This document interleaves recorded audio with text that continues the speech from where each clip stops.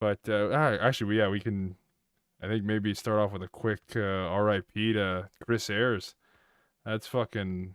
That's sad. That is hella unfortunate. Yeah, fucking amazing voice actor for one of the best villains Dragon Ball ever had and ever will have. I mean, just arguably one of the most iconic characters in Yeah, media. exactly. Like, bruh. Yeah, I first saw the post with when Evan posted a picture about it because apparently he had met him at some kind of thing. Oh So fuck. that was the first time I landed on that. I was like, oh shit. No, I literally someone in chat just said it. Like there was like 2 or 3 people came in and like, what the fuck? I'm like, geez, I thought he was like recovering and stuff, but apparently not. Apparently not, bro. I don't know, man. It's a been rough a world wild with life. everything going on. Yeah, his last 2 years have been wild, and Yep. already with that, the fact that the world was wild before the Yeah, pandemic, and then yeah, that just didn't help exactly. at all. So, right, I remember people going into 2019 or 2020 like, "Yo, if it ain't nothing like 2019, then bet." I'm like, "Yo, you sure about that, dog?" Because like, You're betting in the wrong, in the wrong race here. Bruh. Oh my god. One day, normalcy will be a thing. I'm sure. Yeah. Are you taking bets? No, Nah, no. good. Oh my god. Optimistic, The but worst. also smart. Yeah, optimistic, but I'm aware of what's going on. Like it's just I never thought growing up I would have a like Great Depression-esque story I'll be able Yeah. to tell. The young ones when I'm Yeah. in my like 60s and they'll be like, what? And I'm like, yeah, dead. Unless this is just life forever now. But Yeah, that's also the scary reality too. right. What a dark start to the clips at the beginning. Jesus. Right? Yeah, Jay, where guys. the So fuck are you, man? bro. So people fucking dying out here. We might just be in like some post-pandemic world the rest of our lives. Oh yeah, and Dragon Ball Post-apocalyptic. Dragon Ball had a ban list at one point, I think. Yeah, there we go. Yeah, Dragon Ball had a ban list, and we're saying all this so the ban list doesn't hurt as bad for blue-yellow players. Eh. So you're ready now? You got your freeze. Okay, I do respect it. Hey, there he is. Paying respects.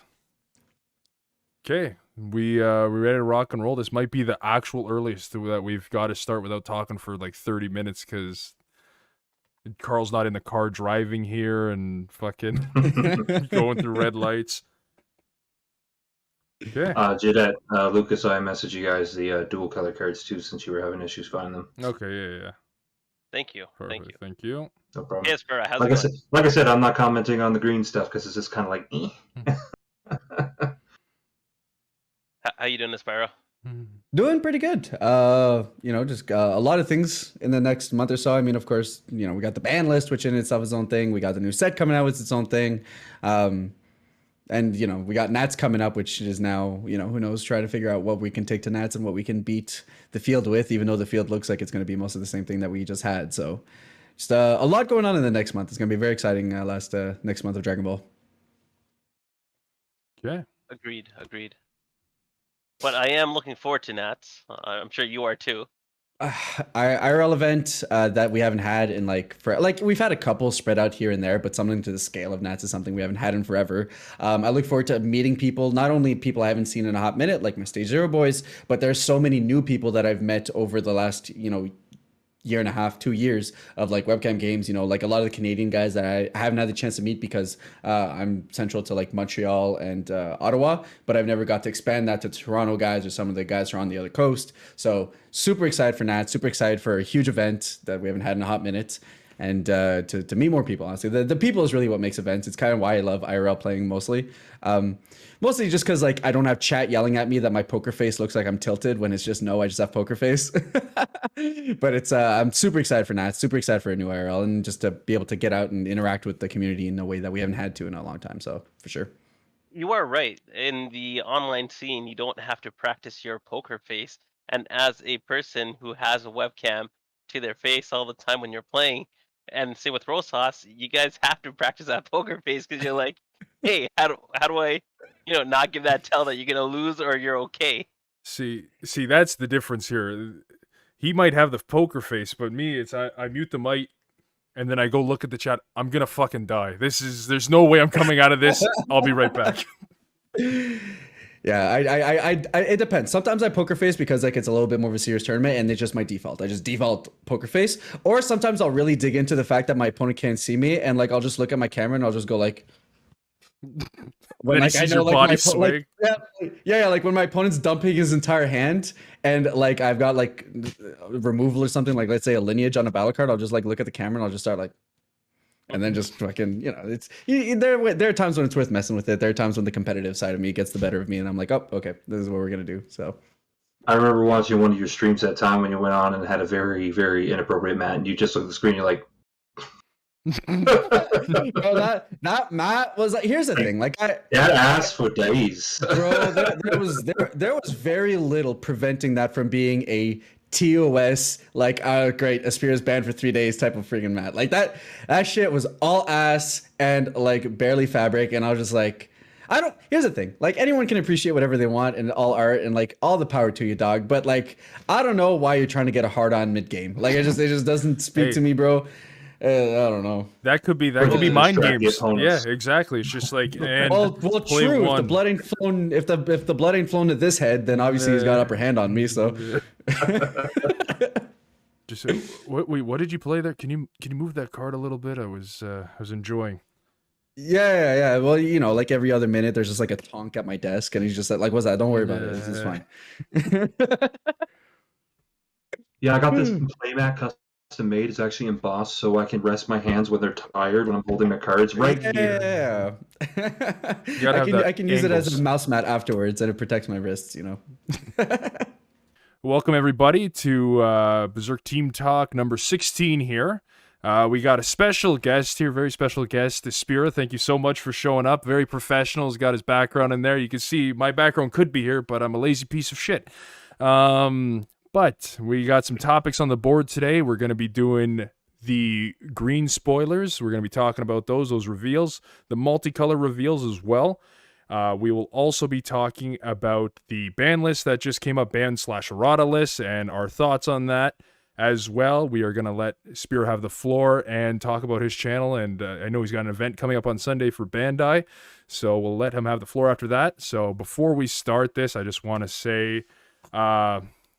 Just rest in peace to an amazing voice actor, Chris Ayres. If nobody knows yet, the voice actor for the English dub Frieza did pass away, and it's just an absolute shame, and he'll be remembered forever in our hearts as one of the best villains in media. But with that out of the way, Jay, I know you're snoozing there. I know you got your Frieza figurine there in commemoration. What green cards do you like? Which ones do you hate? What's going on? What's going on in that head of yours? What I like is the Raditz Brotherly Revival promo leader card. The art is pretty nice on it. The way that they have it displayed, yes, it comes in gold foil and standard foil. One thing I dislike about this card is that it seems like black is an auto lose. Yeah, like how do you feel about a reboot leader that needs a reboot the moment it got rebooted? Hey, it's better than a reboot leader that's just waiting to get banned again. Like, true. it's not Mecha, that's for sure. Yeah, it's definitely not Mecha, but it's lackluster. It's like, okay, it got something pretty good, but then you're like, okay, if I play against Gogeta, what do I do? There's nothing there. Cry. Insert meme of the old man. I guess I lose. But then again, you think about it the other way, right? If it wasn't non-black, Gogeta's like, okay, I already put 5 black cards to my warp. You're one drop. You're already got crit if you're on your backside. Like, I guess Gogeta isn't the bad thing to have a whole deck be a silver bullet for it, but I don't know. It is still a little wonky with that non-black battle cards.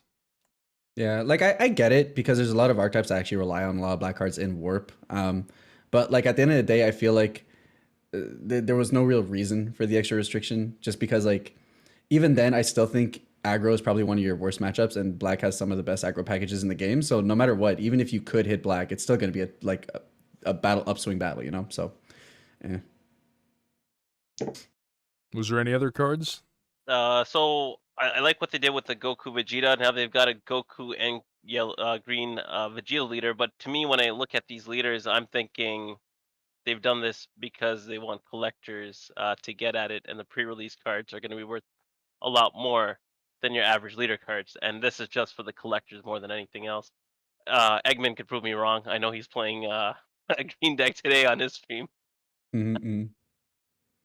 When I walked in, I think it was the Raditz. That's the one that I lean towards too of actually playing, because I did want to play the Raditz when it came out, just because it's fucking Raditz. The only thing stronger than him is the farmer. But yeah. But You seem distracted now. I am distracted because I'm looking at the Goku leader. I'm just trying to think. I'm just like, which one, in your guys' opinion, do you think is worse out of the Goku and Vegeta? I've heard mixed opinions. I mean, the Goku is basically just like the 5-drop turbo, right? Like the whole entire deck revolves around just getting that 5-drop out and how good that is. And that 5-drop is actually an incredibly good card. I mean, it's a double-edged sword because if you don't kill your opponent, you're kind of on a tough break. But which I think is really cool. Like that's a cool effect they give. It's Kaioken, it's incredibly thematic, and I love the themes of the deck. So like it just that Goku kind of lives and dies on how good SR Turbo is, whereas Vegeta is just a bit more mid-rangey and grade AP. So like it feels like you can actually play him like more of a green good stuff deck with like grade A package like teched in. So I think on the back of that, Vegeta is just kind of more playable, but not really because of the archetype, more so just because green generic is like good, and it's the leader that lends itself more to it than the other two. The one thing I wanted to mention about the Son Goku leader is just hilarious that I find is, does anyone else not feel like all the cards is just literally building a story?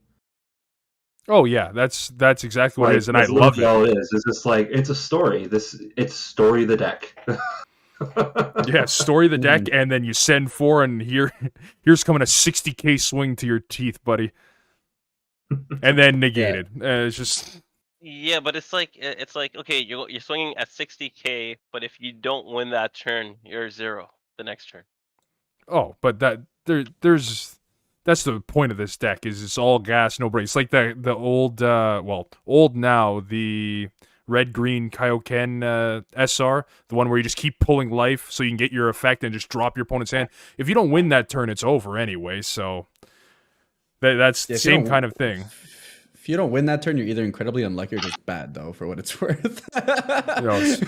Especially that Frieza Prison variant where you play 2 of them at the same time, and you're just like, okay, rip, both one life swing.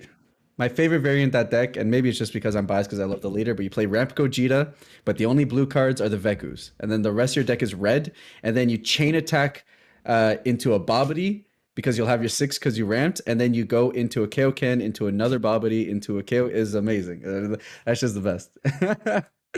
That deck is dumb. That card is stupid. Incredibly good. It's just really tough to get out in our current, state of the world. So. Oh yeah. But J-Bot, did you still want to forego talking about green, or you got any opinions? All right. I'll talk about probably one of the best screen cards that was revealed. That fucking King Vegeta Unison. Yeah. Honestly, like, that shit is so good. So good. Like, hey, I've committed against this Unison because it's problematic and it needs to go. It's at 1. I'm going to counterattack Spirit Boost. Kill it anyway because you're attacking it. Play a new one. Now it has 3 markers. Have a great day. No, it's it's a good thing too, like playing on top of the other things it does. Oh yeah, a +1 to either ditch a card from your opponent's hand or KO one of their put one of their battle cards. I think to the drop area. I don't think it's specifically KOing it. Ignoring barrier. Yes. So it's not KO. It's just put in the drop. So it's like Frieza. So it's like that 3-drop Frieza. Oh, sorry, 5-drop Frieza from King Cold. Yeah. Like you're playing against somebody that has a Gogeta that can't be KO'd, and they played, the Strategies Universe 7 and it has barrier, and it's just like, oh well, it's too bad, it's gonna go to the discard pile anyway. Cute combo. Here's mine. Yeah, okay. +1 my Unison. Bye. Now that King Vegeta would have been like my highlight for sure for as far as green goes. It's incredibly good. It does everything. Like you have a board. Cool. You don't have a board, still cool. It has an extra timing where you can play it just because why not? Can we talk about -X For each marker you remove using this skill, choose up to one of your opponent's battle cards and KO it. All right, just casually board wipe too at any point in time when you need Yep. it. Okay. The one thing I want to talk about on that card is, my God, we saw the SPR first through like somebody leaking it or whatever. My God, is that SR ugly? That is one wonky looking SR. Like compared to the hit, where its SPR is worse than the SR because they just couldn't do anything from that. That SR is one of the best looking cards they printed in a while, and that's with that Gogeta SPR. Like those two are both absolutely beautiful from the last set. But yeah, that Vegeta's I don't know. Yeah, that SR Vegeta legit to me screams Endeavor from My Hero Academia when I look at him. I could smell it. Yeah, definitely. But yeah, the SPR art. Oh man, I love the SPR art on that. It's incredibly good. One of the best card arts that blew me away. I don't like Hit, but it's because the other one's so I good. like The SR is amazing, which I'm like, yeah, it's gonna be cheaper, perfect. Play set of 4, which that card we already talked about how insane that card's looking. But Spira, shoot, what's your thoughts on green? Well, here's the thing. Also, don't mind me. I'm just drinking some seltzer. But come on, Carl's not here. You got to drink at least the beer. I kind of figured I'd have to take on the role. It was gonna be a beer. Maybe I get a beer afterwards. We'll see. This one's just better for calories. While this is going on, I might be going to get a beer. So the seltzer's just better on calories. I gotta keep my face thin for Sunday stream. But no, it's just and it's kind of like extrapolating what I was saying, like what people and myself have been saying for the entire set. The archetypes don't fucking do anything. Everything in this set is in the SRs. They have great cards, but they're cards that we're just going to be throwing into older decks. The archetypes themselves don't do much, and they're very thematic. And don't get me wrong, I love my thematic decks. I want my thematic decks to do something. King Vegeta was an amazing thematic deck where you sent invaders and you got them back when they got older after they blew up your opponent's shit. Like, that was a very thematic deck, but it did something. It just feels like these decks lean too much on theme. Just like Yellow, where you're doing the Gohan field stuff, but it doesn't feel like that deck actually does anything. I feel like it's the same as far as these cards go. They don't do much. But the SRs are incredibly powerful. The Goku is incredibly powerful. If you don't kill your opponent, you're probably dead. But, I mean, deflect, double strike, barrier, dual attack, like, what else do you want, right? And when it comes up, you get to pop your opponent's cards. So it's just like, it does a lot. It's very powerful. I love cards like those, but there's a lot of blowbacks. So you kind of have to be really careful about it, but it has incredible protection, which makes it really good. That one, and I think the King Vegeta, in terms of just green, are probably the two worth talking about. King Vegeta, like we were talking about, incredibly powerful, incredibly versatile, can play it on your opponent's turn. So if your unison's at 1 and your opponent did all that work to reset the unison to set the unison to 1 so that they can play around Frieza, you can reset your marker count by doing this, and thus resetting the charismatic villain, which means if your opponent wasn't playing around the second unison to go into their big boss or whatever that they were trying to do, well, now you just did that. So those two cards are incredibly powerful. I think the King Vegeta is going to be meta warping, or at least a staple for sure. And then you just got cute cards. So you got that. You have the Vegeta, which is like the red green one, which is kind of cute. I think my favorite aspect about it is that they're taking the collector's rare, collector's volume 2 dual color thing where they're splitting the color of the text into. I think that's really cool. So the fact that they're doing that on the cards is sick. So the card looks clean. It's very fancy. And like you're saying, I think, like it's been said, I think it's very much a collector's set more than anything as far as green is concerned, especially. It's very, very leaning hard on the collector's aspect of the game, in my opinion. But as far as cards that got me interested, those two are like the coolest ones. The others are like, they exist. They're okay. Fair enough. I like the Goku leader. I think it's cool. Do I think it's good? God, no. But I like weird decks. Everyone knows this already, but with Finn being in the set, I'm just like, yeah, you know what? They can wait. They're not weird enough. But for green cards that pissed me off because the restriction was Nappa the Intimidator. That's the 2-drop crit, but your leader has to be Vegeta or Nappa. You can't do it with Raditz. I'm like, oh, this card would be great for Raditz because when he's played, your opponent just one card in their hand, discards it, and he's crit. Like, I'm just like, come on, that would just be a nice little tech in Raditz. Why couldn't they do that? But the Nappa on guard, which looks much better, blocker, you switch them to rest mode when your opponent uses a skill to play a battle card with an energy greater than their energy. They choose one of their battle cards and place it in the owner's drop area. So I think that's a nice 1-drop that whole, I guess, Raditz, Vegeta would probably run that, but it's kind of similar to, I think, the Raditz Red on guard. I think every color is getting one of those. I don't remember what the other ones are, but that one I think is pretty cool. But Yeah, kind of the theme that we're all going here. Nothing really blew anybody out of the water except for that King Vegeta SR, just like all these other SR unisons. It's just like, okay, that's something. People that play Demigra turn 1, and they're just like, well, I can Spirit Boost this whenever I want and go into a King Vegeta now, as long as I got that ape down.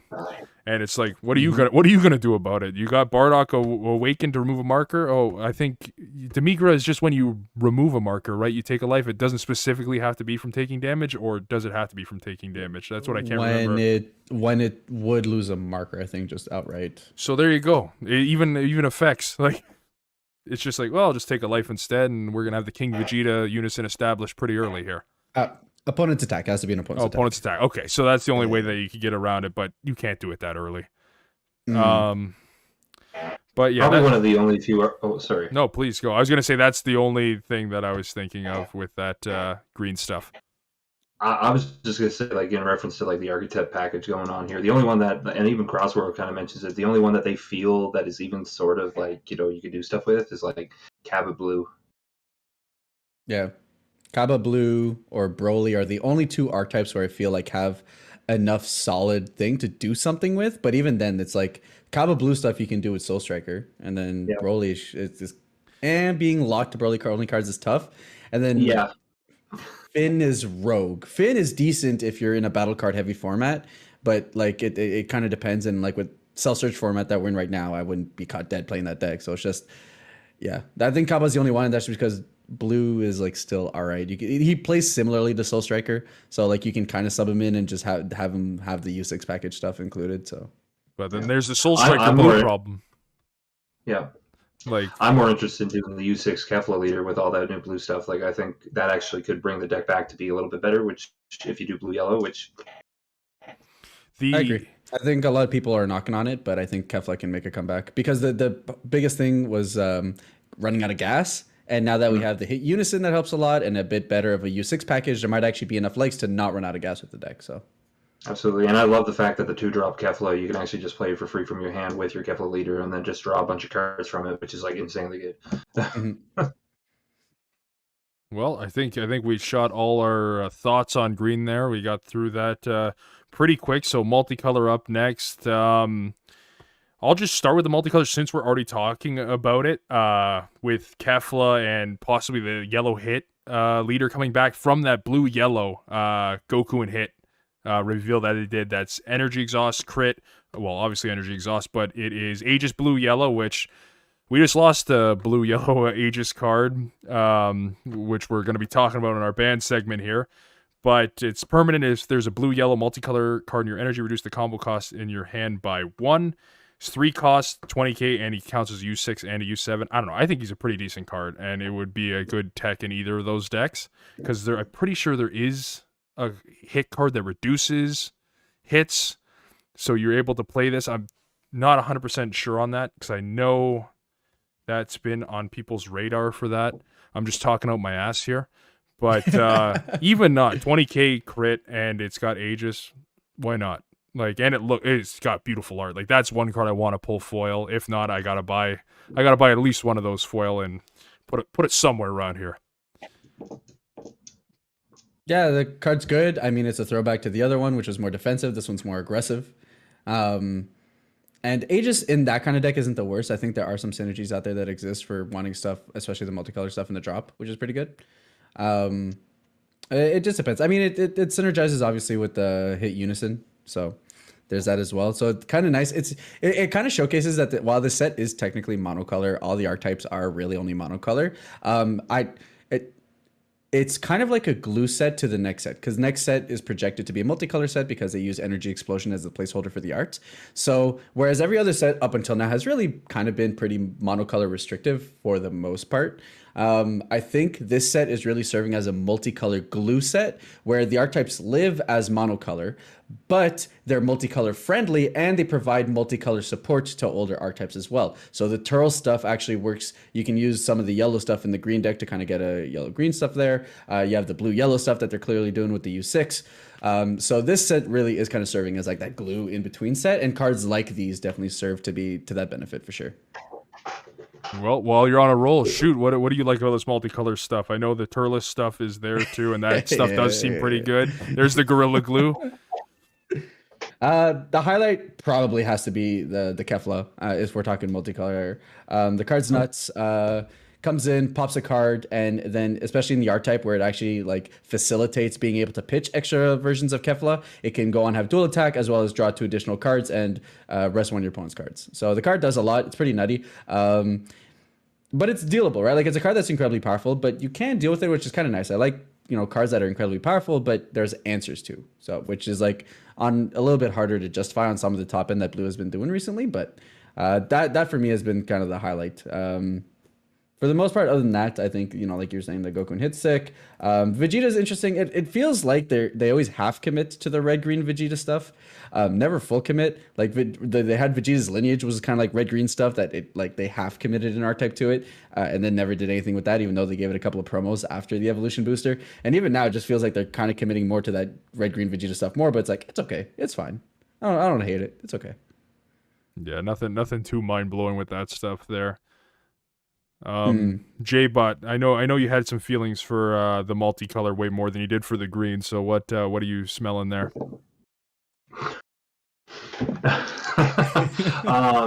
So first of all, this isn't really a card I want to talk about. I just want to comment on the art on the Testicle Brothers. Yes, of course. Yeah, Raisin and Reikase. Oh my god, they could. Yeah, I thought they were bad last set, but left sack and right sack look even worse this set, bro. They need a Gillette. That's all. That's what they need. Maybe Manscaped, whatever, the lawnmower Here's bullshit. some aloe vera. Yeah, whatever gets rid of the wrinkles, bro. Like Botox them. Well, one card I really like is the SS Blue Vegeta Blue Omen. That card looks really good. I know it's kind of like Lock of the Sun, Goku, and Vegeta style blue leader, but still like 2 or less energy. When this card is in hand, is placed or played in your energy. Place top card of your deck in your energy. Your opponent chooses one of their hands, places their energy. It's almost like a pseudo discard. You're getting an extra energy out of it for like 1 yellow. It's a limit 1. It's a 2-drop. And the activate main's really solid too. Like if you're running the Vegito package, but still like I think that's a really good card actually. It's not like game breaking, but I think it has some really good synergy with some stuff, especially if you're running blue yellow. You just have to find it really early or you're screwed because you need to be unawakened and you need to be at 2 or less energy, right? So it's just like, well, I didn't find this my first 2 turns. I'm gonna go fuck myself when I draw this turn 4. Well, still, like it's got some ample opportunity. Like I think it's a pretty decent card personally. And the other card I want to talk about is Broly. Of course. SS Broly Annihilation Personified. This card is pretty good. It makes me think of the championship one where he comes in with crit. He's a 4-drop that basically could be played out if you're running the Demonic Restrainer, if you're running the new 1-drop that pulls this guy out. Like, being able to pull a double striker from the deck, yeah, he doesn't have barrier, but you just got to combo it properly. Just ample opportunity, be aware of stuff. Don't max it on this guy. Use him as an alternative stratagem if your primary one doesn't work. And having this guy come out and it's just like, 3 or more energy, or your opponent has 3 or more energy. Sorry. I'm going to play this from the deck, gain 6k and double strike. That could potentially clinch you in. Yeah, that's. Yeah. No, go on. I was just gonna say that, especially in arrival focused oriented decks, I think cards like those that are very flexible in their utility is great because you obviously have your primary ones that you're gonna focus on, that you're trying to get out, but these ones that not only serve as board control, but you can kind of bring them in whenever, especially since it's pretty flexible on the cost. You can pay red or green, so depending on how your build works. So I think it provides flexibility for those decks that help a lot, right?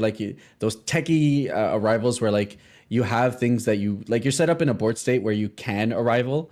Well, then these ones that are just kind of nice to be able to throw in there really help move a game plan forward. It reminds me a lot of the Beerus I think we got last set, where it's like it wasn't the main focus of any of the red-yellow rival decks I was playing, but just as a great being able to gain some advantage, maybe some removal if it gets there, and just an additional thing I can do that I wasn't already planning on doing, but it serves as a great spot to do it. I think helps those decks a lot.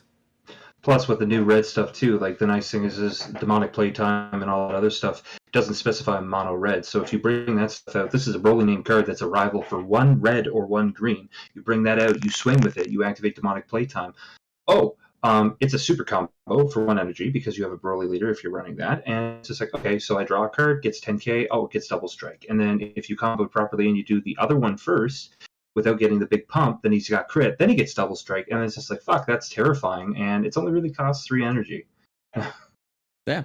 Yeah, in late there's game ways to kill it, scenarios, but still, like... yeah, in late game scenarios where like you guys might just be digging to be able to close out the game and deal with it, right?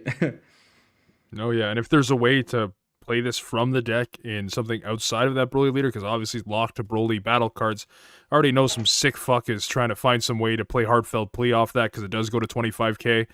So, just, I don't know what would play it from the deck outside of that. Dormant Legends, like, Dormant Legend, yeah, okay. Do it pseudo style, have it in the discard pile, and you have the 1 drop on board that says, oh, you got a Dormant Legend, tap 2, get something.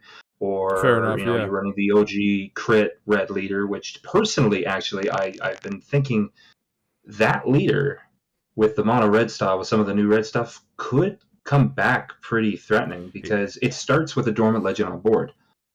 You know what's funny though? Crit. You don't draw, but still, like... I never saw that leader once, even when it came out.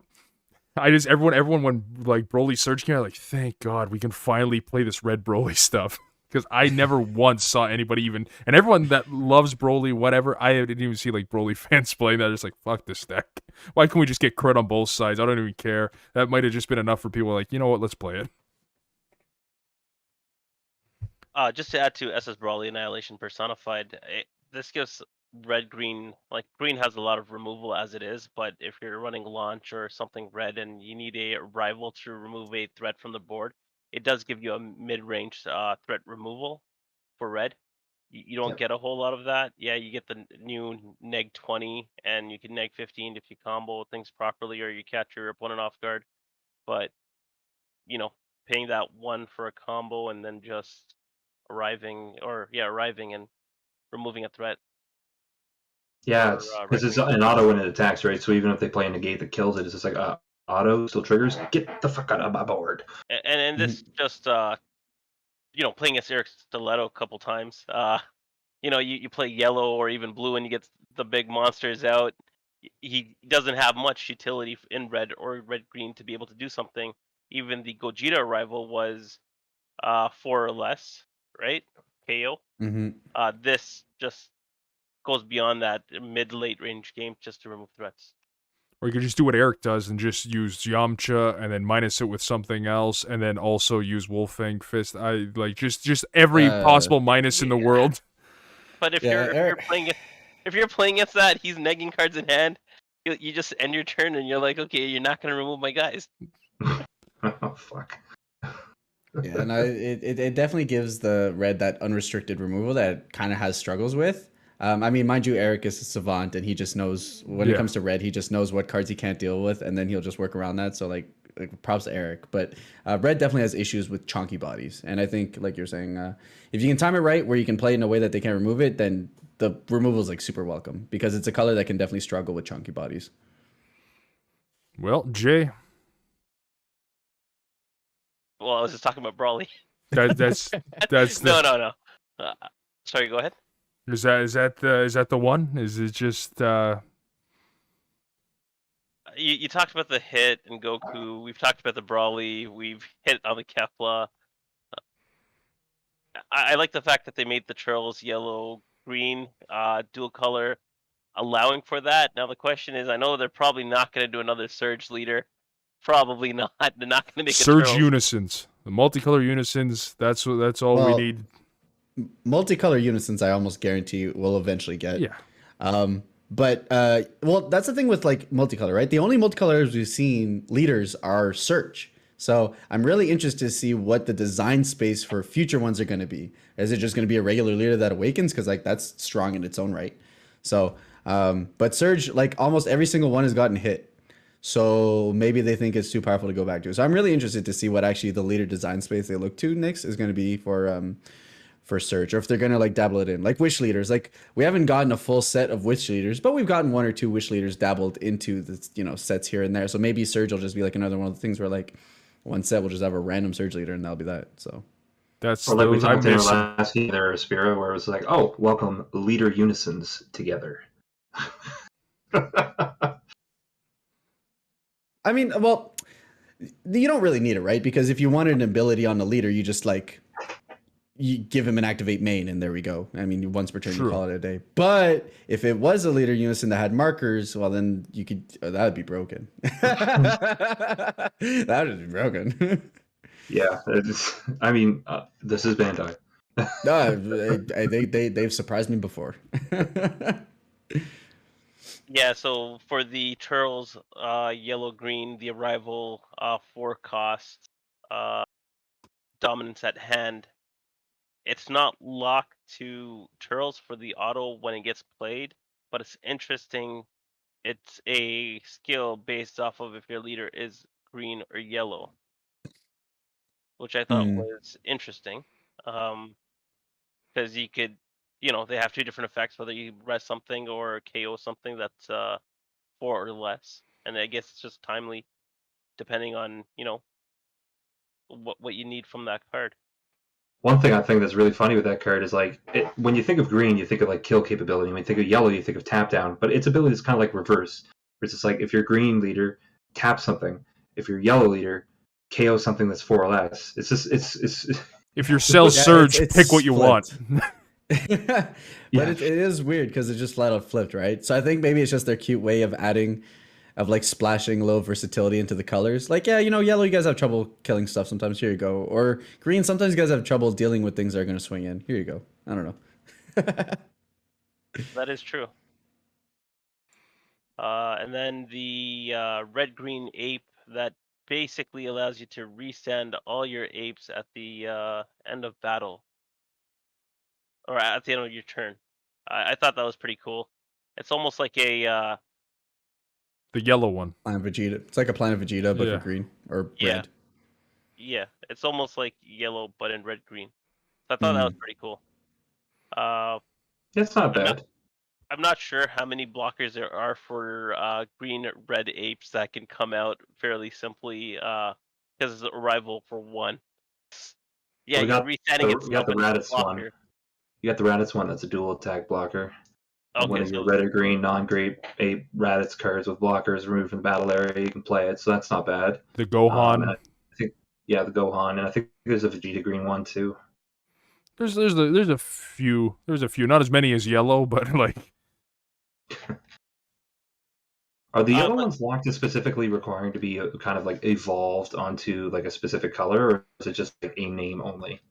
for like the Torah one, I don't know if it was restricted to color. It's been so long since I've played against yellow apes. It has been so long. There, check the Gorilla Glue. Consulting the Bible. yeah, so I thought this was interesting. It gives the red-green, or even if you're running different colors in it, because it just says all great ape cards, more versatility at the end of your turn, just so they can't be knocked down or KO'd or targeted if it's in rest mode. But then if you're playing Power of a Super Saiyan or something that does like resting things, then it works for you. Yep. Then again, it's your favorite thing with your Sin Shenron leader. You swing with everything, and then you're safe because all your blockers are back up, right? I think that's the main reason for that effect. It's just like you can actually do something and then still have your blockers. Sure, they can rest with a lot more stuff now, but it's just like they're using stuff in their hand to rest that, and you're like, yeah, sure, go for it, buddy. I got 4 other blockers. As far as the blue apes go, they do require blue bodies to evolve on top, but the yellow ones that you combo to evolve only require the character. So Cool. Well, this could be some play for some green-yellow ape shenanigans. Especially if you get that Planet Vegeta opening too, that'd be pretty decent. Those Yeah, it's not tricolor apes. But I think we went through most of the multicolor stuff here. Now it's time for banlist speak. I know you guys want to speak on that. Who's taking it first? I don't even want to talk about it first because I have the most opinion on it. I hate seeing cards banned. You know, like it's unfortunate. You make a card, it's cool cards, especially if it's character. You're like, I hate seeing cards banned. Violent Rush Bojack, yeah, it was fucking strong. I mean, make it Bojack Brigade, and then you see some Bojack decks, I guess, and then that way you don't remove a card from the card pool. You know, I hate seeing cards banned. Zamasu the My Eliminated opinion on Bojack being banned, I don't know if it's premature because they just gave green barrier removal. That isn't King Cold. Yeah, Sorry, what were you go saying, ahead. Lucas? No, I was just saying that isn't King Cold because King Cold had the freeze that came out turn 3 technically. Now with the counter attack, you can do it a little earlier with King Vegeta. It's still turn 3 because you're doing it on your opponent's turn when you have 2 energy. But yeah, I don't know. I'm sticking with J-Bot here, saying that I'd much rather see erratas leader locking over anything else because. Why get rid of that card when nobody's playing Bojack? At least give them a reason to play a different deck. It's like, this card is really stupid good, but you can only use it with this leader. So now maybe we'll see people actually play Bojack, because as soon as Bojack stuff came out, they're like, let's go put this in SS3 and Soul Striker and fuck this leader.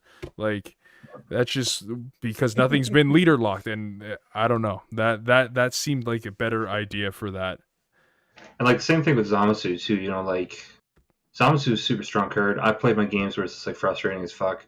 But to be honest, like there's some insane unisons that early game could definitely swing favor. But especially with this hit unison coming out, right? I remember when ESPIRA was talking about his show and he's on his Twitch stream and basically said if it just was locked to 2 or less, then at least you just play it on turn 3. I agree with that. Of course, some people might be like, "Oh, fuck you, flip table." But you know, truth be told, like, yeah, I've played my frustrating games, but even like as ESPIRA and I were playing tonight, you know, like, yeah, I got Zamasu for something, but I had an answer to kind of react to it, so you don't get as many pluses to it. You're bouncing my thing, sure, but you're losing an indestructible body on board. You're not getting the tap down. You're not getting the draw. Is what it is. But yeah, that's the thing, right? Like, it's unfortunate to see that. I mean, like, I won't complain, but yeah. Like I said, there's some really strong unisons I would like to see some counter reaction to, which I understand that. I know a few days ago I probably would have been completely different on it, but you know, now that I've had a little more time to think about it, it's, you know, sure, my deck build will change in November because I'm going to take full advantage of this not touching my unisons now. Mm-hmm. But at the same time, you know, like, there's some stuff coming out that's going to be insane to deal with. Yeah, and that's the thing, right? Like the biggest thing for me that Zamasu served was to be able to, like, if I'm committing my entire turn to not doing anything so I can hold Zamasu up, right? Like, I think that's a decent reward to forcing your opponent to lose time. And can I agree that a 4 was a bit ridiculous? Because then you force your opponent to not be able to play their unison that might be fundamental to their deck till turn 5. Okay, that's fair, especially some decks that, you know, need their unison to function or to awaken or whatever. Like, fine. But, you know, if I had to errata it, I would make it that card's 2 or less, let's say, because then at least you know, you can do something about the fact that your opponent has a turn 2 awaken plus 4 or 5 fucking cards just because, like, his leader says so. And then, you know, the feeling of being able to prevent that. And here's the thing, the fact that they printed Zamasu shows that they're willing to print stuff that prevent unisons from coming into play. The biggest problem was that they printed it in a promo pack right before Nats that in only one color, meaning that the only color that's able to interact with unisons before they came in was blue-yellow. So, like, yeah, that was the issue. They should have done that like they did when they first did the counterplay cards like Vegeta the Cruel, where we also had Champa the Trickster, we had the Gohan for blue. So at least every other color has a chance to be able to interact with other colors in the same way. That probably would have been the better way to go about it. But I don't know, it bums me out because it was kind of nice that we could actually do something about unisons. And eventually we're going to get there. And eventually when we do get there, we're going to have unisons with deflect. And then, like, that's how the game will progress because that's how it progressed with battle cards. So, but Zamasu is also incredibly stupid, right? Like it not only did it prevent unisons, but prevents battle cards. It also, if it can't prevent your battle card from coming in, if it doesn't have barrier, I'm resting it. It's also drawing a card. Like it is an incredibly good card, and even post nerf, it is still incredibly good. But like same thing. Like I'm not a fan of bans because I also believe in playing. Like you said, you had focus breakthrough, which prevented my Zamasu from doing anything. I'm like, all right, bet yeah, that just stops me, right? And it feels like, and I think that's propagated by the fact that we've been in a mostly best of one world. People feel like they don't need to adapt, and like it's tough to want to adapt because if I'm a player who wants to adapt to the meta, but I'm only playing in best of one tournaments, which like this past 2 years most of it has been, if I don't play against that matchup that I'm teching against, I get punished, right? Like I'm not gonna run Dabura in my main deck because like if I don't go up against hand destruction, I'm playing blue, I'm getting like screwed hardcore on being able to have like some good slots for other things. So best of ones makes me not want to modify my deck. I'm also not benefit for doing so because I can't predict the matchups before I face them. Whereas in best of threes, I think a lot of things that we'd have issues we could deal with them, right? Like in if we had a full best of three format, maybe we'd have answers to Bojack. There are answers for Bojack. Hope like I'm not saying denial is the best answer, but in red you got denial, you got the Bardock, you have a bunch of cards that prevent cards from going. He's a 20k when he comes in. There's barrier removal that they could tech in. When it comes to Zamasu, same thing. You could just take in your focus breakthroughs and the cards that prevent 2-drops from coming in, which there's like tons of. So I think it's a mix of just like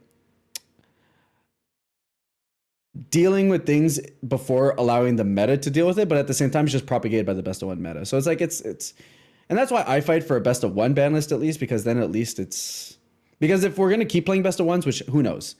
Post Nats, who knows what happens. But if it's going to be a reality, then they had the right idea when they put in the reboot Gohan in there, and like the two formats kind of play out too differently, and they just kind of have to like sink into it. No, 100%. Like, yeah, I'm still on that train where it's just like, even the meta, like how it was, it's just like, really, you guys are doing another ban list? Like, sure, Gohan Icarus was going really strong and was getting a lot of top places at Gen Con, but I thought the meta was like pretty healthy. Like this is the first time that I have been seeing like almost I've been playing almost a different deck every time I've been doing like the upper hand and 3 mana. I've been playing against some kind of different deck. If it's not the most one I've been seeing, funny enough, OG Broly. Thanks for that one, J-Bot. But it was just like I get it, but there's the thing that Bandai does where they ban like 2 or 3 cards of an archetype instead of just banning one and seeing what happens. Like, if they just hit Bojack or they just hit Zamasu and see what happened, I think Bojack was probably the smarter move. But then again, instead of banning it, leader lock it to Bojack Brigade, or you could have done Zamasu, leader lock it to Zamasu, so I can play my favorite leader, blue-yellow, and not worry about anything and have a reason to play it. And people be like, oh, okay, now I understand why you're playing that leader. But I don't know. Lucas, did I hear something hit your table there or what? Yeah, the mat's in there. I made sure because it's I'm at peak 1.5 inches right now. That's as big as it gets. But yeah, peak. 1.5 inches from the floor, you mean? Hey, this is the part where Spirit. Oh God, I really hope Bandai doesn't see this fucking shit. If this is after dark, if y'all see this, guys, this is a silver. I'm drinking on this one. So yeah, he's fucked off the bubbly right now. The sparkling water. He doesn't know what he's saying. But yeah, that's my thoughts, Jay. I don't know if you have anything different there. I know with Unison interaction, like yellow was the only thing that really had because they had Ice Shenron to put into rest mode. Woohoo, big deal. And this new fucking Son Goku. Yeah, the new Son Goku, that is some Unison interaction with yellow, and I think also that one that nobody's played, and I put a 1 of in that Super 17 dog shit deck, the Opening the Gates of Hell. My version. I'm speaking on my version. Dog shit got ruined. But yeah, I think that's like the only one that I think it just rests it as well again. There's nothing that like just removes a Unison. We can take the skills off of Unison, but then again, when they take a marker off it, they get it back. So Zamasu is really the only hard interaction with a Unison, and it kind of sucks to see it eroded to battle cards. So well, I mean, when Finn comes out, you know, like if they True. play Finn and they take your Unison and then you respond and kill their Finn, like you lose your Unison because it's in the process of disappearing, right? So yeah, so that's why I want to see what that deck can do, and it's just so weird that I'm just like, yeah, now let's see what's going on. But Jay, I don't know if you have any thoughts on that blue-yellow, because I know you were tampering with Icarus because, you know, after playing Shenron for 26 sets, you were getting a little bored. Well, I've dabbled in other decks other than Icarus. No, I think I think there was two moves to make. Either you reduce that 4 cost to 2 or 3, or you know, do the errata that they did. Just target the battle cards. And even a 4 or less battle card, it can still stop some big plays from happening. It's a good card. It's still a good card. And it still has a lot of value. It comes out, you rest something. Great, they play Fighting Against Fate. You counter, yeah, you can't you can't bounce it back, but you're gonna put it to rest mode. You're gonna draw a card. You're still gaining value. It'd be funny if they would have made it so that instead of it being like, choose up to one of your opponent's battle cards, switch it to rest mode, just say cards, and then that way it could be like, oh well, I'll counterplay it, doesn't bounce it, but I'm going to tap it. That's kind of crack though when you think if you say cards and it's just like, yeah, leader, you're not drawing, or your energy, yeah, no, we're tapping that. It'd be battle or unison, yeah. I was gonna say that card. That's a strong term around here. We don't use that word. What I was trying to say. You know what I was trying to say. Yeah. But also, our game's not a digital game. Can we errata less? Like, if the cards are too good, can we just ban and print new ones? Like, our errata list is like 4 fucking pages long. Mind you, a third of those are like mistranslations. So fair. All the time. That's literally the new set. 5 of the cards just Goku. Oh fuck, we put the name wrong again, guys. Our quality control's going to shit. Yeah. So like, okay, fair, but like, we're not a digital game, and like, it's just for a new player onboarding, it's super weird that half the decks don't do what they're supposed to because cards like Vegex no longer does what he does, and he's a starter deck, arguably one of the most bought starter decks ever because he's an archetype that Yu-Gi-Oh players are super comfortable with. They know that kind of play style, and it's like probably still one of the most viable starter decks. So just, I don't know, and then sometimes they errata to a point where it's like it's not even the same thing. So like, what's the point? Like, Piccolo Surge. Why errata him to like not draw anymore? Just ban him. Like, no one's trying to scraw and like scry, draw, and then that's it. Like, that's, I don't know. So it's just I'm not a fan of erratas because I feel like you either lose the spirit of the card or you nerf it to like unplayability, or it's just a different card, So like the Zamasu is not too bad. Like, it's one that's like pretty easy to explain, but there's some other cards that are pretty egregious, and then it's just like, I'd rather you just get rid of it. At least keep the sanctity of the card, and then if we ever play like an unbanned format, we also don't have to unerrata the card or something like that, and then just print it again later or something in a different way.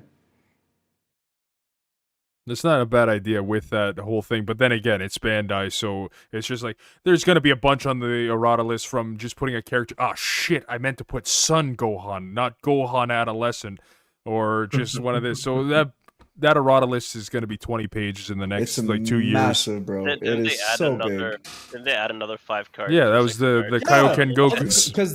Because they point to the wrong Goku or something, or the Goku name's wrong, so they need to errata all 5 of them. Just like, sheesh. Just like, we know you printed it a couple months ago, dude, but come on. Well, I think what may have happened is they printed it and then they're like, we broke the game. Maybe. Yeah, back to Zamasu. They could have limited it to 1. I think that would have been good too. Keep it as it is and just limit to 1. I think they know how many people will be pissed. Limit 1, you mean? Sorry? Do you mean like the keyword limit 1? So it's like you only like play 1 a turn? Is that what you're referring to? Or limit? No, just limit. Like, just limit 1 per deck. Limiteds are so feel bad though, because then like, if my opponent sees the 1 of, I get so fucking pissed. Like, when my yellow opponents see their 1 bloodlust, I'm like, God damn it. Like, I'm not gonna play around your second secret rare of your goddamn deck. Like, bruh. Limit ones, but which, like, I understand why, right? Like, it's a very easy way to lower the power level of a deck. But like, at that point, I'd almost be more comfortable with like limit 2s, because then at least I can kind of play around something. But I'm not gonna play around to limit 1, So it's just like, ugh. But the amount that you draw with Icarus, or even some of the blue decks now, just because of the blue unison and the new other blue unison that allows you to draw at turn 2, you get a lot of cards on hand pretty quickly. That is true. So to be able to get to that limit 1, you're through your half your deck in like turn 4, turn 5. Fair. No, yeah, that is true, but it's then again, it's just like the whole just How many people are we gonna piss off that spent $200 USD on this playset of zombies? You can only play one of them now. Have fun selling the other 3 for $25. Welcome to ban lists. Yep. Multiple card games. Well, we play card games competitively, right? I mean, for what It's it's true. worth, it's still would have been better than the errata because now they're like $15, $10. So, and for what it's worth, I will say getting these, at least it was a champ pack promo. And like, while it does suck for people who want to buy them and like did buy them and like spend $200 on the playset, it is also the easiest thing in the world to participate in these online tournaments, even if you don't even like playing the goddamn game, and then just getting your pricing. So, like, I got 7 or 8 just for signing up on tournaments, and I ended up playing them because I made content around the gameplay. But like, a lot of people just sign up, don't really play the entire tournament, and then that's it. So it feels bad, but at least they were champ packs. If you really wanted them, you had your opportunities to do so at a cost that wasn't that bad, and you could probably plus by just selling the rest of the promos. So. Yep. Yeah, I gotta pick up 3 of those Zamasus when they go down in price. Yeah, because it's still an incredibly good card. It is better than Charm of the Trickster in every single way, and I still consider playing Charm. Except it doesn't hit barrier. I think Charm of the Trickster gets through barrier, but otherwise, like it's a good card. Oh, yeah, I can choose any boss monster in rest mode. Exactly, like That's where it's going. And yeah, exactly. It's still a really good card, and anyone who thinks it's a bad card is I don't know what they're on, but. Just not completely cracked. That's the only thing. Yeah, there. it's well the way that I liked it was I think they talked about on the Hermit Saw podcast where it's just like you don't build your deck around it anymore. You still utilize it, right? Like I would build decks around Zamasu existed. My Milnemba deck that I played like 2 months ago built around Zamasu because I'm like, bro, this card's just insane. Now it's just like it plays the role of Chomp of the Trickster, which is just a card you're taking in to deal with situations, and that's fine. Which, yeah, you're probably still running, I don't know how many in the SS4 deck when it's technically going to be errata. I think, November 1st is the official, or November 1st. Yeah, November 1st. But yeah, that was another thing. It's like, I got a blue, I got a yellow energy. Why not, right? Worst comes to worst, I can rest something and draw a card. Worst comes to worst. Yeah. I don't know. But I think we got through our ban list discussion here. I think we all are pretty much around the same page there that it's there is Buster that we didn't talk about. Oh fuck yeah, honestly I completely the other two were just so much that I just Buster, you know what, sure, Bojack Brigade, yes. I'm surprised it wasn't like that from the beginning. Well, here's the thing, I'm surprised it wasn't like that by the beginning, but like I've been talking to Sublet a lot actually about like what does blue do now? Oh wow, I guess I should turn off my notifications. No, keep it on. There we All go. right, well, there we go. Thanks for the follow. The thing with that is just like the Bojack Buster thing and why every deck played it was because it gave blue a way to interact with your opponent that it never really has. Blue has board wipes, but they start at like 5 energy. As far as removal goes, blue has almost none. And what the Bojack stuff did was that it gave blue decks generically a way to deal with board in a way that's never really had access to before. Now blue does so, but in some really janky ways that actually aren't that great. I mean, Sublet's been testing and he says so, and I'm just believe him because this man knows Dragon Ball way better than I do. True. As far as competitive playstyle He's is. insane. Yeah, but so and what we're actually seeing is that they said that the goal of that ban was to diversify blue because every blue is playing the Bojack package. But in reality, what it actually did was prevent every other blue deck from being able to play that isn't Soul Striker. Because the only thing blue's capable of doing consistently across the board is play the value game, and the best one that plays the value game is Soul Striker. Whereas when we had the Buster package, every deck now had interaction, which was blue's biggest issue. And now every other deck can thrive and exist because it has the ability to interact with the opponent, which like is just really sparse, right? So whereas before we had like 4 or 5 blue decks, but they all ran the Buster package, which you could argue sucks because, you know, you add the Boo Unison into that and it's like 16 cards that every decks are playing that are just one, but at least they could play different leaders with different strategies. Now we're really only playing Soul Striker from initial testing. Universe 6 Kaba from the next set actually has promise, but even then you're probably still just running Soul Striker. So in their attempt to try and diversify blue, you've actually just forced blue that the only real viable spot is playing Soul Striker. Which for what it's worth, Bojack is actually still not bad. Bojack is an okay archetype and it does decently. It plays all right. I mean, I think it has 1 or 2 tops as well. So it's just like, it's okay. And you could play it in Bojack and probably still do okay. But in their attempt to diversify blue, they've actually just focused blue to be forced to playing 1 leader.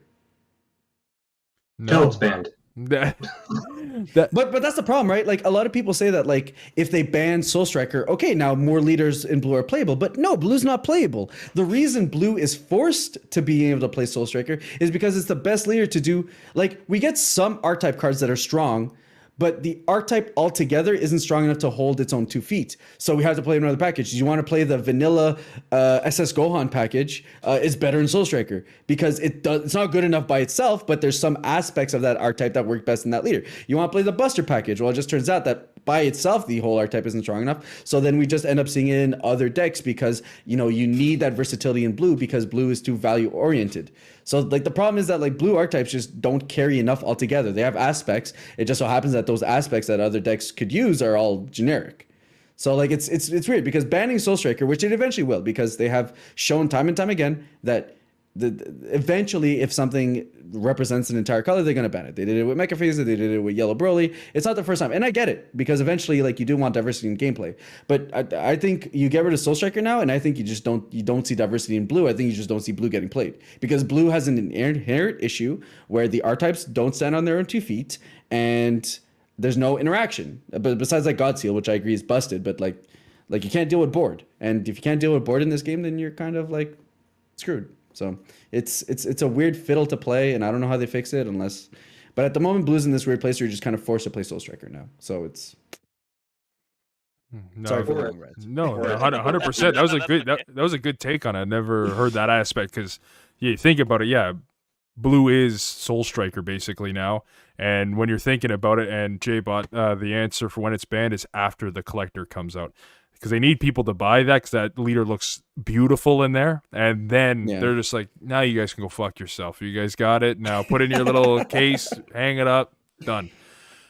But yeah, that is really true. And now that baby is gone. And those hit cards would have looked great in that deck. The counterplay, that whole thing where it's just those like, oh, those would have been great in baby. Great thing. That's basically no longer a thing. I don't know if anybody at any like regionals has been trying to do that and comboing their guys that they usually would have overlorded the next turn and got their draw. Like they're just losing so much draw power in that deck. But any closing thoughts on any of the banned cards or errated cards as well too, since we completely forgot about Galactic Buster? I think their hits, like here's the thing, if they were going to make these hits, one, I wonder where the inspiration for these hits came in.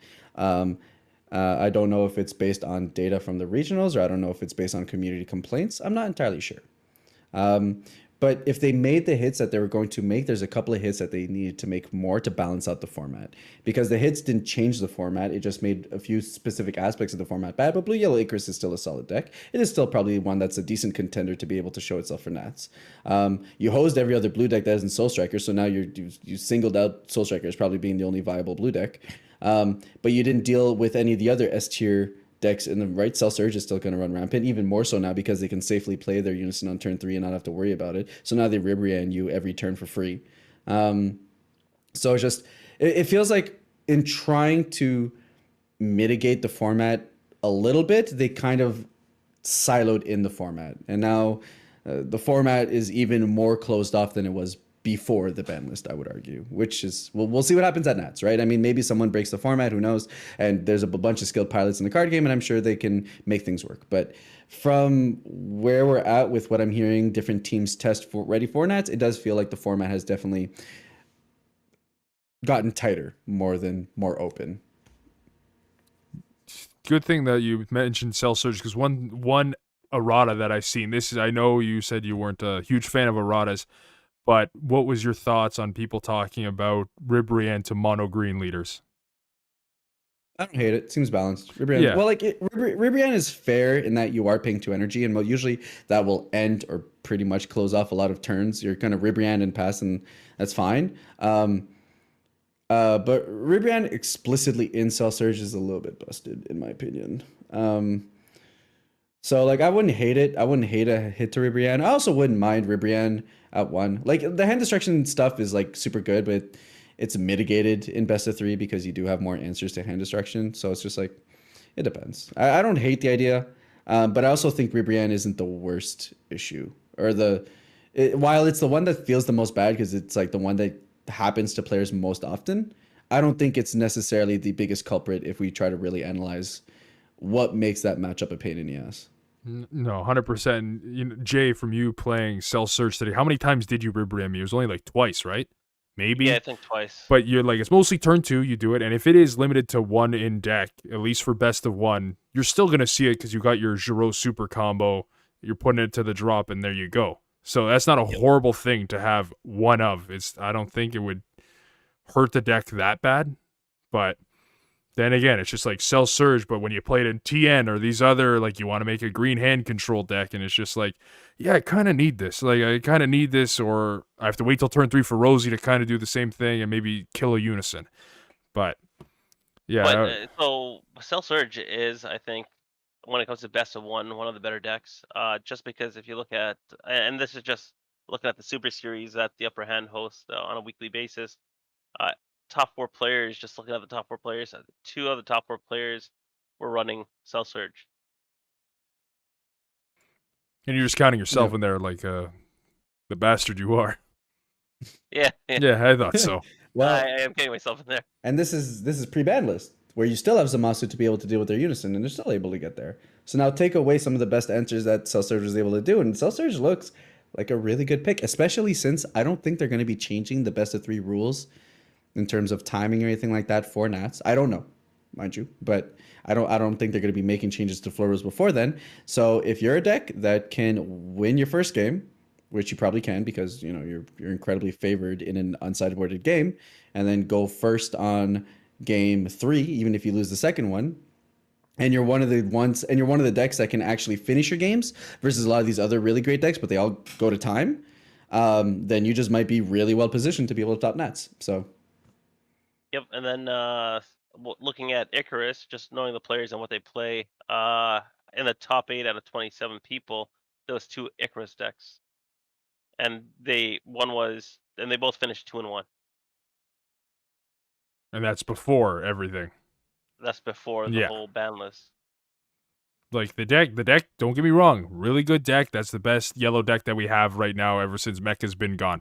But there are answers to that deck too, and that's what people are pissed off because it sucks getting robbed with a Zamasu coming down and then having that Bojack 20k barrier. Once it comes down, a little hard to remove if you're not running like King Cold or just other like red that heavily minuses, ignoring barrier, which is another thing with that. But still, 2-1. You're not getting steamrolled by Gohan Icarus every game. It's kind of like Soul Strikers. The value game is how many cards they're getting to their hand. They're recycling it by ditching a blue, yellow, drawing 1, restanding 2 energy. Like, come at me. I got Zamasu in my hand. Are you gonna play that Unison and let me draw 1 to replace myself? And you kind of lost your turn.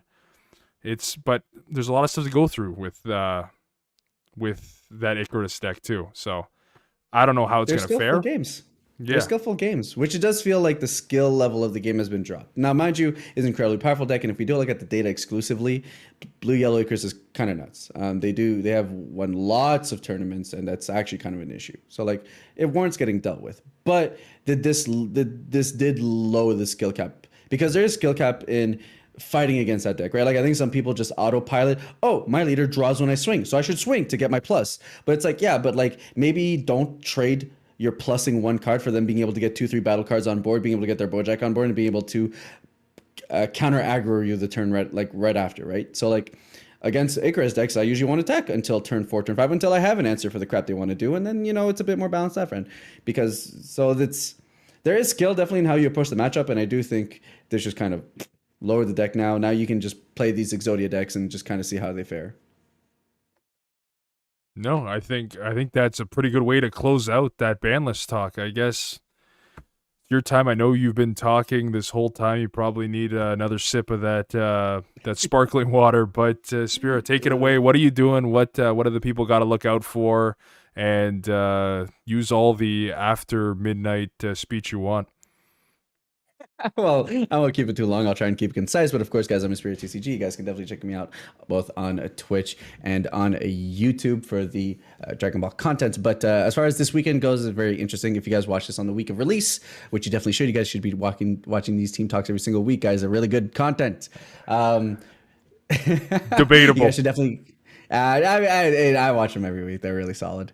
You guys should definitely go check out the DBS Sunday secret rare reveal party where myself, Joey from Crossworlds, Brian from Stage Zero, Adrian from No Counter No Combos, and Chris from UniX will be revealing 3 of the 4 SCRs. And if you guys joining in the chat, you guys also have a chance to win premium packs as well as a booster box of Saiyan Showdown. It's a lot of fun. It's a great way to involve the community in being able to be a part of these reveals, and that's going to be a ton of fun. So I highly recommend you guys go check it out. It starts at noon Pacific, 3 o'clock Eastern, and then I'm sorry for your Europeans or people in those Asian countries, but you guys are going to have to figure out the time on your own because I sure as hell didn't figure it out. There you go. But that's basically what we got going on. It's going to be a ton of fun, and I definitely hope everyone checks those out because it's going to be a good time, and you guys might be able to win a box and get the 4th SCR that we don't reveal, which an announcement about the reveal of the 4th SCR will be made on the stream. Hell yeah. One thing I want to say about the SCR thing, I'm going to just pitch it right now. I'm theorizing we're going to see a Son Goku, Son Gohan, Goten SCR with them doing the family Kamehameha. I feel that's going to happen. It's just too much art for it. A reason for someone to play Goten. Yeah. There's like, okay, fine, I'll play it. This SCR's busted. No, I'm being serious. I just have this weird feeling where I'm thinking, I think there's going to be we're going to see a family Kamehameha SCR. There's a lot of art for it, and they've talked about it a lot. They even in their DBS Direct, they keep talking about the family Kamehameha. So there we go. That's my 2 cents worth on that. Yeah, and I'm sure they're gonna have another collector's SCR coming out. That's probably the one. Oh, okay. And then they'll I would think maybe it's SCR above SCR, so it's SSCR. I don't know if they're gonna do like a SCR of like Goku Vegeta, because like they got the green leaders for Goku Vegeta, and that's more theme based. Oh, kind of like what they did with the Frieza, right? The Goku Frieza. So this time it's be like a Goku Vegeta, like probably like their blast collision or whatever. Possibly, but they do have Apex of Power already with Goku Vegeta. So I'm thinking, are they gonna do like Goku SCRs they have? Raditz, Vegeta combination for green? Potentially. They could also do something where the 2 cards themselves kind of like make a full screener, right? So it's kind of like what they tried to do. SCRs. Yeah, they kind of like what they tried to do with the set 13 ones, but you lined them up and you're like, I mean, the only thing that really joined those together was the gold foiling. The art. They could have the family Kamehameha versus like the Nappa Vegeta Raditz thing. I'm thinking Finn. Like everyone's talking about Gogeta, Finn absorb. I'm just like, you know what? Another reason for me to get a black SCR that I'm gonna use in a deck that's probably gonna suck, just like back with Supreme Kai and we've seen a black SCR Rebello. for every set for the last couple sets. Let's just take a break from but black SCR. They got 4 now. So I'm smelling multicolor. There's got to be you at can least only pull 2 in a case. So you're gonna buy more cases, or you're gonna be Jaudat over here and then open a case, get 2 SCRs, and the one you're missing you open at a premium pack. So must be nice. Yeah. It was a good time. I remember it wasn't on stream, but it was Nick, Rosas, and myself. Bought the premium pack, 2 premium packs, and shuffled the packs, and we just opened some packs. And yeah, one of the premium packs was SCR, the other one was God Pack. It was just like, what the fuck? Yeah.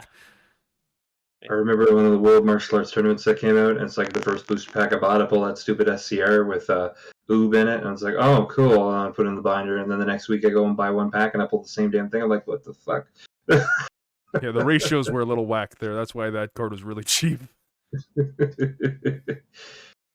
But closing statement here. We were talking about before, Bandai nationals, like Canada and the US aren't one country. Let's get a Canadian national over here. Come on. I got school and shit. I can't be going down there for a week. Are you kidding me? But that's my ending thoughts. Anybody got any ending thoughts before I crash? I do agree with that thought. Once we get off the webcam and we're done with the best of one, we're going to be going into best of three. Hopefully next year with the regionals, we got to have more than one Canadian regional. We should have multiple, just like the United States. Because people from the United States could fly up to Canada if they want to participate in the regionals. We got the same options with the U.S., but I guess that goes anywhere. You can go to Europe, Australia, Singapore to participate if you really wanted to. But I think in Canada, we should have at least 2 to 3 regionals, while having our own nationals. Really rep their game. Bring more people into it. Any thoughts on your side, being having interaction with Bandai at least, and I'm assuming all that's been positive now that this is like what, the third time? This is the second time with SCR specifically. I don't know if you have done any other events with Bandai. I've done like Dropbox reveals for them. Like I revealed the red green Dropbox stuff with like the Piccolo and all that. So I've done work with them before for sure. But yeah, this is the second time I helped them reveal SCRs. It's a tough balance because I will say the Canadian regionals have very low numbers. The best number we have for regionals are the ones that are Niagara, and that's because Americans can play in them. We did have regionals that were in Montreal and Ottawa before, but those events never hit cap. I think in terms of trying to get outreach Canada-wide, I think at the minimum, I don't know about having our own national. I think we have a great pool of strong players, but I don't know if the numbers are there. But if we want to start expanding, and we really should expanding Dragon Ball in Canada, I think the first place we need to look towards is the West. They get nothing. They get absolutely fuck all. Let's get a regional in Vancouver. Let's get those Seattle people from Seattle and Washington, just get them to drive up across the border and participate there. And at least, let's start making it so that across the country, we can get players playing and stuff. And then from there, I think we can start taking, and if those numbers are good, then from there we can start taking steps to definitely growing into our own thing. It's definitely true that we are not our own country, that we are our own country, right? And like Italy has their own circuit, France has their own circuit, and they're not forcing all of Europe to play all together all the time, right? So the same thing goes with Australia and Singapore now, right? Now they've separated the two, so they've got their own nationals. Mm-hmm. Yeah, so there's definitely worth taking a peek into that, or at least having an extra. I mean, in general, I think we should have an extra step before nationals. I think nationals is a little too easy to make, personally. Nothing against people who have qualified for nationals, but I don't think it's a big deal if you qualified for Nats at a top 16 locals. Like, I don't. Sorry, nothing to take away against your achievements and your ability to get an invite, but I think there's worth having a step beyond that, and that gives the opportunity for us to have more tournaments locally in Canada that allow us to take that next step into the competitive play for sure. No, I completely agree with that. That is a good point. That there should be some step in there where it's just like, yeah, I got top 16 of my locals. Yeah, I'm gonna go fly down to Pasadena now. See ya. Right? Like, so. But has anybody got children's toys? Carl's not here. But go on, Jay. So yeah, back to the whole top 16 at a store tournament. I do agree with that. But then if you were just to make it to regionals, like let's say if there was a regionals of 126 or 256 people, or 252, no, sorry, 128 and then 256. You got the 256 part right. Yeah. Yeah. Bedtime. Math hard. Well, I do math for a living, so it's not that difficult. That's what I was going to say. The brain's exhausted. I mean, at this late of the night, yeah. It's just like math is hard now. Yeah, I think it should have just been the top 16 for all these regionals that go to Pasadena. But then again, you'd be limiting your attendance because if you look at the top 16 for the past, I don't know, well, since the beginning of the year, I think there's been a lot of repeat winners in the top 16.